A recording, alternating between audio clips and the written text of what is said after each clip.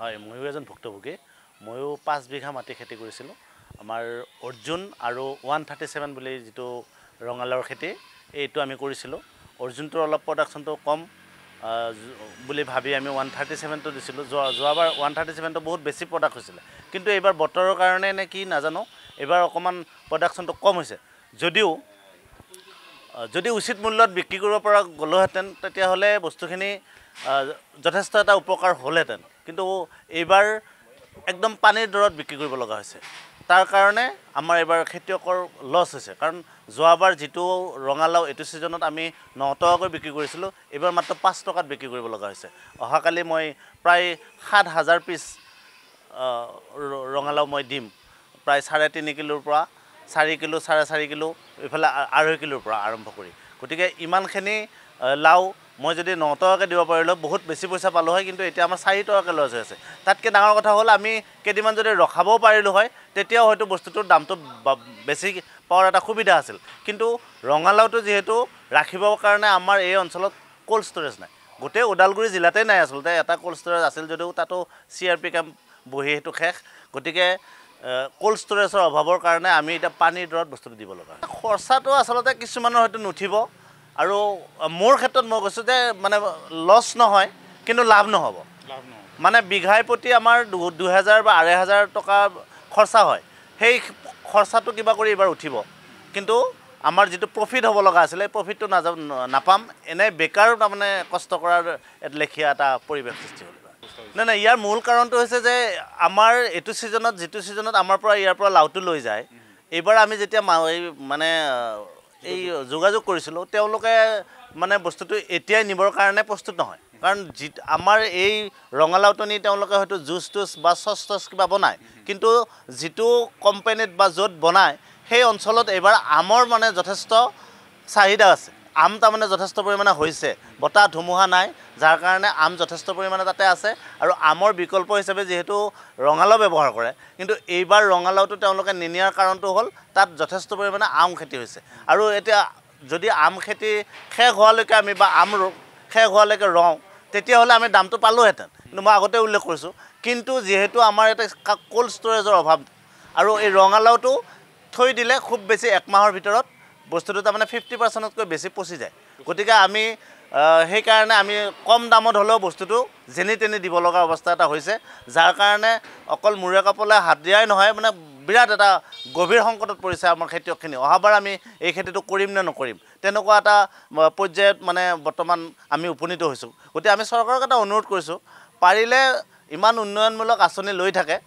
এনেকুৱা কিবা cold storage জাতীয় বা এই সময়ত বস্তুখিনি নিয়াৰ ক্ষেত্ৰত কিবা উচিত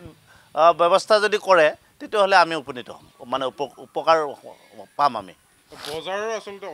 বজাৰৰ অভাৱ, নিশ্চয় বজাৰৰ অভাৱ। আৰু যিহেতু 10,000তকৈও অধিক ইয়াত 10,000 কুইণ্টলতকৈ অধিক লাও আমাৰ ইয়াতে হৈছে, এই 10,000 কুইণ্টল ইয়াত খাবৰ কাৰণে মানুহ নাই, কিন্তু এই এখন উচিত বজাৰ সৃষ্টি কৰাৰ কাৰণে আমাৰ ইয়াত পৰিৱেশ নাই। গতিকে আমি চৰকাৰক এটাই অনুৰোধ কৰিছোঁ যে যিহেতু আমি খেতিয়কসকলে ইমান কষ্ট কৰি মাটিৰ ঘাম মানে মূৰৰ ঘাম মাটিত পেলাই খেতিটো কৰিছোঁ, গতিকে ইয়াৰ এটা উচিত বজাৰ পোৱাৰ ব্যৱস্থাটো চৰকাৰে কৰিব। আমি ৰঙালাও খেতি ধৰক 15-20 বছৰ হ'ল আমি সৰুৰ পৰাই কৰি আছোঁ। এই বছৰ মই 4 বিঘা কৰিছোঁ। 4 বিঘা কৰাতে এইবাৰ মানে খৰাঙৰ কাৰণে ফল ইমান নাই, ফলৰ প্ৰডাকশ্যনটো বহুত কম হৈছে। এইবাৰ মানে ধৰক আমি পানী সেনেকৈ ভালদৰে দিব পৰা নাই, সেইকাৰণে প্ৰডাকশ্যন বহুত কম হৈছে। এইবাৰ উৎপাদন ধৰক 12-14 টনমান হ'ব।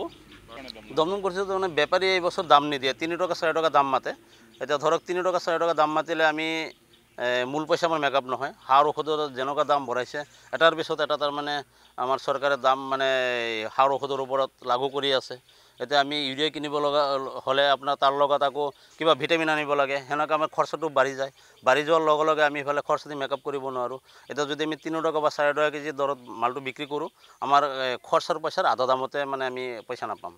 আধা পইচা নাপাম। সেইকাৰণে আমি চিন্তা কৰিছোঁ এতিয়া মালখিনি ৰাখি থৈছোঁ, চাওঁ যদি অলপ মানে ওপৰৰ আগৰ ফালে আৰু 10-15 দিন পিছত অলপ দাম উঠাৰ সম্ভাৱনা আছে, এনেকুৱা অনুমান এটা কৰি মানে ৰাখি থৈছোঁ। যোৱা বছৰ বহুত ৰঙালাও পচি গ'ল, বহুত পচিছে। এতিয়াতো উপায় নাই, কি কৰিম আৰু এতিয়া আমাৰ আৰু কৰিব লগা একো নাই এতিয়া পচিলেতো আমি কি কৰিম এতিয়া বেপাৰী নাহিলেতো পইচাটো পেলাই থাকিব লাগিব যোৱা বছৰ ক'ত বেচিছিল আৰু যোৱা বছৰ ইয়াতে গাড়ী সোমায় আপোনাৰ গাড়ী কলকাতাৰ পৰা গাড়ী আহে বেপাৰী লৈ যায় যোৱা বছৰ আমি 7 টকা 8 টকা 10 টকালৈকে মাল বিক্ৰী কৰিছোঁ তাৰপিছত আপোনাৰ লাহেকৈ দাম উঠি গৈছে 15-20লৈকে উঠি গৈছে তাৰপিছত সেইখিনিলৈকে ধৰক আমি ৰাখা নাই আমি খেতিৰ পৰা ছিঙি লগে লগে ধুনীয়াকৈ পকা মালকেইটা দি দিছোঁ আমি ওজনো ভাল পাইছোঁ এতিয়া ধৰক ৰখাই থোৱাৰ লগে লগে মালখিনি ওজনত কমি যায় যেটো আপোনাৰ 4 কেজি আছিলে এইটো 3.5 কেজি থাকিব তাৰপিছত আৰু লগতে পচিব 5-6 কুইণ্টেল মান পচি যায় এনেকুৱা আছে বৰষুণ যদি এনেকুৱা বেছিকৈ দি থাকে গপককৈ ৰ'দ মাৰি দিয়াৰ লগে লগে আপোনাৰ আকৌ বেছিকৈ পচে হঠাৎ গৰম হৈ যায় মালটো গৰম হোৱাৰ লগে লগে বেছিকৈ পচে এই বছৰ আপোনালোকে দাম নোপোৱাৰ মূল কাৰণটো এতিয়া আমি ধৰক তেনেকুৱা ভালদৰে নাজানো কিন্তু বেপাৰীয়ে মানে কোৱা কথাতে কৈ আছোঁ আৰু কৈছে যে আমৰ সেইফালে বজাৰ বোলে কমৰ কাৰণে কোম্পানীয়ে বোলে আমেদি মানে কিবা কোম্পানী টানি আছে সেইকাৰণে লাউটো নেনে আমৰ জুচ মানে বনাই আছে আমৰ জুচ তাৰপিছত আপোনাৰ এই আচাৰ ফেক্টৰীত কিবা সেনেকুৱা আৰু ৰঙালাউটো কম নহয় সেইকাৰণে দাম দিয়া নাই আৰু বেপাৰী আৰু খেতি বেছি হোৱাৰ কাৰণে বেপাৰীয়ে চান্স পাইছে নেকি সেইটো মানে সিহঁতৰ এটা হেৰি হ'ব পাৰে উপায় নাই এতিয়া ধৰক খেতিত পানী থকাৰ কাৰণে চবে উঠাই আনি কিনে ৰাস্তাৰ কাষত থৈছে গাড়ী সোমালে অলপ দাম পালে মানে দি দিব আৰু সেনেকুৱা চব মানে ৰখি আছে আশাত আছে আৰু কৃষি বিভাগৰ মানুহে কিবা খবৰ লৈছে নাই কৃষি বিভাগৰ মানুহে আমাৰ আজিলৈকে একো খবৰ লোৱা নাই আমি তেনেকুৱা খবৰ পোৱাও নাই কোনো সুবিধাও পোৱা নাই এতিয়া চৰকাৰ তথা কৃষি বিভাগ কি অনুৰোধ জনাব আপোনালোকে আমি চৰকাৰত এটা অনুৰোধ জনাম যে আমাৰ এনেকুৱা এইটো মোটামুটি ধৰক ভেয়গুৰি বালিপাৰালৈকে বিশেষকৈ কৃষি খেতি কৰি থকা মানুহে বেছিভাগে তাৰ ভিতৰত যদি চৰকাৰে আমাক অলপ কিবা সহায় কৰে মালটো বিক্ৰী কৰিবৰ কাৰণে অলপ ভাল বজাৰ এটা মানে সুবিধা কৰি দিয়ে তেনেকৈ আমি নথৈ আনন্দিত হ'ম চৰকাৰে এটা মানে বিনম্ৰ অনুৰোধ জনাইছোঁ আৰু নাই মোৰ গাছটো মানে কি ডাঙৰ হৈছিল হওঁতে এইটো বিক্ৰী কৰিব পৰা সুবিধা হোৱা নাই গাছটো পানীৰ কাৰণেও গাছটো মৰি গৈছে আৰু যি হৈছে গ'লে বিক্ৰী কৰিব নকৰোঁ এইগিলা 2-4 কেজিমান আছে এইকেইটা আমি ঘৰতে ৰাখিম এতিয়া আৰু ইমান হেৰি যিখিনি খৰচাখিনিতো উঠি নাহে সেইটো কাৰণে বিক্ৰীয়ে নকৰোঁ আৰু নাই একো লোৱা নাই কৃষি বিভাগে লোৱা নাই আমাৰ এইফালে তাক মোটামুটি 1000-1200 বিঘা মাটি লৈ মানে খেতি কৰি আছে এনেকুৱা বহুত মানুহৰ এনেকুৱা এইবাৰ আধালানি হৈ গৈছে হয় আধালানি হৈছে এতিয়া মানে এনেকুৱা হৈছে যিখিনি টকা আমি খৰচা কৰিছোঁ সেই টকাটো এতিয়া ধৰক 5 টকা 6 টকা দিলেও মানে আমাৰ পইচাটো উঠি নাহে লছ এতিয়া চাগে এতিয়া আমাৰ এতিয়া এইটো যে গদাই কৰিছে খেতি এতিয়া এইখিনিত যিখিনি টকা খৰচা কৰিছে এতিয়া এনেকুৱা দিনত আপোনাৰ আমাৰ গাড়ীটো দূৰৰ পৰা আহিলে মোটামুটি আমি তলত 7 টকা ওপৰত 8 টকা 9 টকা 10 টকালৈকে লাওৰ দামটো পাওঁ এতিয়া আপোনাৰ 3 টকা 3.5 টকা 4 টকা হ'লেও মানে এতিয়া নিজে গৃহস্থ যায় গাড়ী মানে লোড কৰি দিব লাগে তেতিয়াহ'লে 4 টকা দিয়ে আৰু 4 টকা দিয়াৰ লগে লগে মোটামুটি 1 টকাৰ তলত আপোনাৰ আমাৰ খৰচা হৈ যায় 1 টকা 1.5 টকা খৰচা যায় তে 4 টকা যদি আমি এই গাড়ী খৰচা কৰি আমি গাড়ী লোড কৰি দিব লাগে তেতিয়াহ'লে আমাৰ লাওৰ দামটো 2.5 টকা আহি গ'ল এই 2.5 টকা অহাৰ কাৰণে মানে আমি চিন্তা কৰিলোঁ যে নাই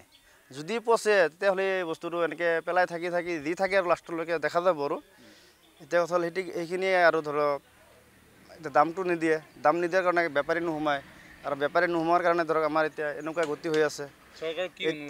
এতিয়া চৰকাৰক মানে হেমন্ত মামাক মই এটা অনুৰোধ জনাওঁ তেওঁ যাতে আমাক এটা ভাল এটা বজাৰ দিয়ে আৰু যাতে আমাৰ মালটো চেলিং কৰাৰ কাৰণে তেওঁ যাতে এটা আমাক মানে অলপ সুবিধা অলপ কৰি দিয়ে আৰু নহ'লে আমাৰ নিচিনা বহুত খেতিয়ক আছে তেওঁলোকে এতিয়া হেমন্ত মামা চাউল দিয়ে চাউলটো থৈ এতিয়া মানে ৰঙালাও খাব কেনেকুৱা ৰঙালাও খাব এই এনেকুৱা ৰঙালাওকেইটা পচি আছে এইটোতো এটা পচি গৈছে এইগিলা এতিয়া এনেকৈ চেলকি খাব আৰু এই ৰঙালাওকেইটা চেলকি খাব লাগিব চাউল ভাত খাব বাদে এতিয়া এইটো এনেকুৱা ৰাস্তা কৰিছে আমাৰ এইখিনিত এতিয়া ধৰক মোটামুটি এই ৰঙালাওটো পচিছে এনেকুৱা এটা নহয় কিমান লাভ আছে আমাৰ ইয়াতে মোটামুটি প্ৰায় 4 কুইণ্টেল 5 কুইণ্টেল মাল ওলাই যাব আজি মোটামুটি 14 দিন 15 দিনত উঠাই থোৱা এতিয়ালৈকে এই ৰঙালাও খাই আমি দিয়ে থাকিব লাগিব অকল মই নহয় আমাৰ এই সকলো ৰাইজে কৰিব আৰু সেইটো আমাৰ তাত মানে হেমন্ত মামাৰ তাত এইখিনি মই আমাৰ মানে এটা ভাল খবৰ ভাবি জানিম বুলি মানে আশা কৰিলোঁ আৰু